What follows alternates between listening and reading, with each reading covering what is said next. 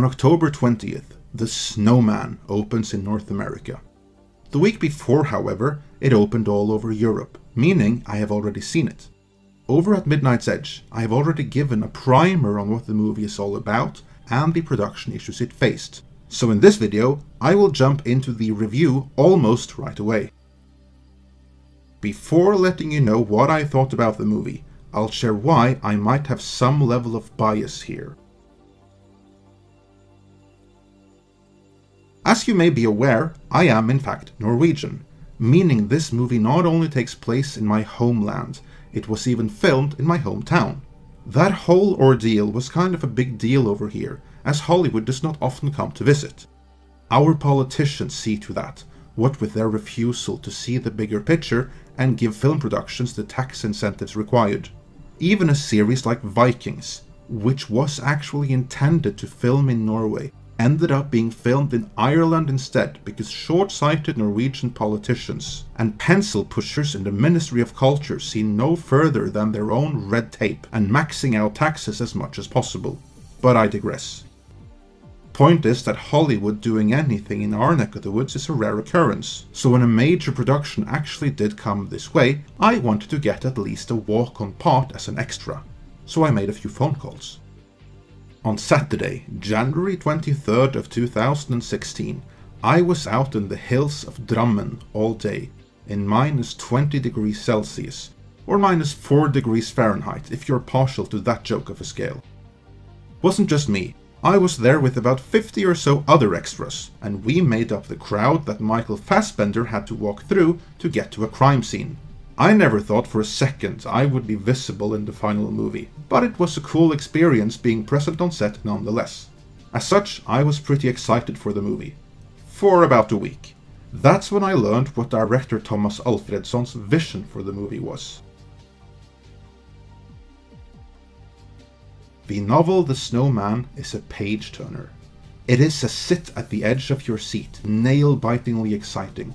And this is what I and everyone else familiar with the book expected the movie would be like too. Director Thomas Alfredsson, however, had other ideas, for he set out to make an atmospheric movie, one with little dialogue. That put a huge damper on my excitement right there, and not just because this is something difficult to pull off. Sure, the setting lends itself to something quiet and atmospheric, but the story of the novel does not. The big worry for me was that if executed with anything short of perfection, atmospheric and little dialogue can very quickly degrade into just slow-paced and boring, all while missing major story beats. In short, I was worried that the director had and was pursuing the wrong vision, and that the movie would suffer for it. Did I have reason to worry? I did, very much so. All my fears came to pass. The movie is not bad per se, but it is a far cry from what it could and should have been. The actors are all fine, but none get to shine, or really elevate their roles, as the script hardly gives them anything to work with. So much of what was in the novel has been lost in the adaptation, which is nothing unique. Otherwise, every movie adapted from a novel would have been a 10-hour miniseries instead of a movie.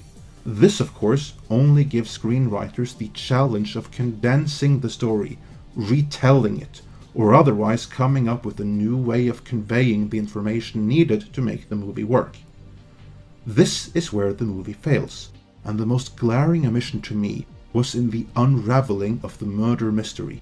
The readers of the books know that however much Harry Hole fail as a partner, boyfriend and father, he at the very least is a great police investigator. Those watching the movie will just have to trust that this is the case, because there is very little emphasis on it on screen. How depressed he is and how unreliable he is when it comes to family commitments is heavily emphasized, but his skills as a detective are mostly glossed over. In the book, he realizes they are dealing with a serial killer early on, when virtually no one else believes him. In this movie, he misses clue after clue, one more obvious to the viewer than the other. The red herrings that made the novel so unpredictable and exciting? Mostly absent. The director has said that they didn't have time to shoot maybe 15% of the movie. In my opinion, the far greater issue is that between them, the director and the screenwriters working under him failed at adapting the material in a way which did it justice. If you want to see a better movie based on a Jo Nesbø book, I still have to recommend Headhunters. In the end, I found The Snowman disappointing.